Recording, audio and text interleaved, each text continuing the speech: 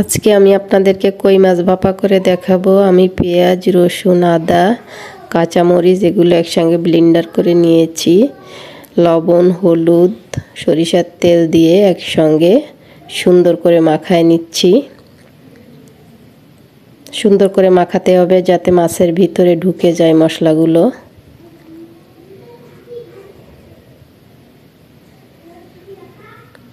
এবার আমি লাউ পাতার উপর মাছগুলো দিয়ে দেব। দুটো দুটো করে দেব। মাছগুলো একটু বড়, এই জন্য চারটে একসঙ্গে ধরবে না, এই জন্য আমি দুটো করে দেব।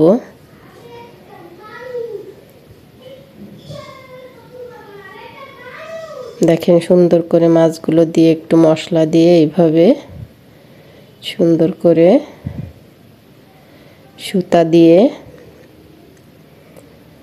সুন্দর করে পেঁচিয়ে পেঁচিয়ে সুতা দিয়ে বাঁধতে হবে। দেখেন আমি এবার সুতা দিয়ে বেঁধে নিচ্ছি।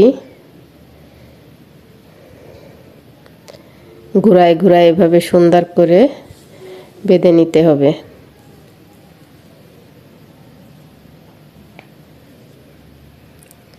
দেখেন আমার হয়ে গেছে। এখন আমি এভাবে আরও একটা করে নিচ্ছি। দুটো দেখাতে গেলে ভিডিও অনেক বড় হয়ে যাবে, তাই আমি একটা করে দেখাইছি। আমি দুটোই ওইভাবে করে নিয়েছি। এখন আমি প্রেসার কুকারে আগে থেকেই ভাত চড়াই দিছিলাম, মুখটা খোলা রাখিছিলাম, ভাতটা উতলাই গেছে। তারপরে দেখেন যেভাবে দিছি ঠিক এইভাবে দিয়ে মুখটা ঢেকে দিতে হবে। এখন হয়ে গেছে, মুখটা খুলছি, দেখেন এইভাবে এখন উঠাতে হবে।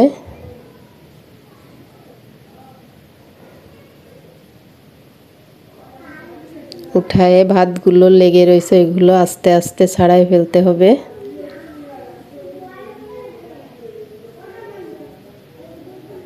দেখেন আমি ভাতগুলো সুন্দর করে ছাড়াই এখন সুতাগুলো খুলে নিতে হবে। ঘুরায় ঘুরায় যে সুতা দিয়ে বাঁধিছিলাম ওইটা ঘুরায় ঘুরায় খুলতে হবে।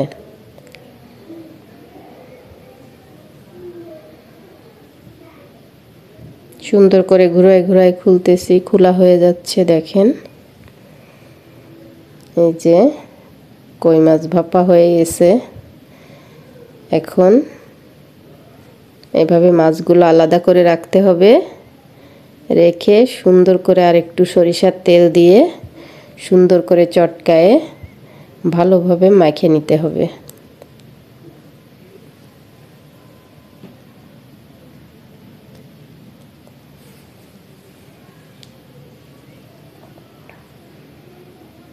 মাখা হয়ে গেছে। দেখেন হয়ে গেছে আমার কই মাছ ভাপা।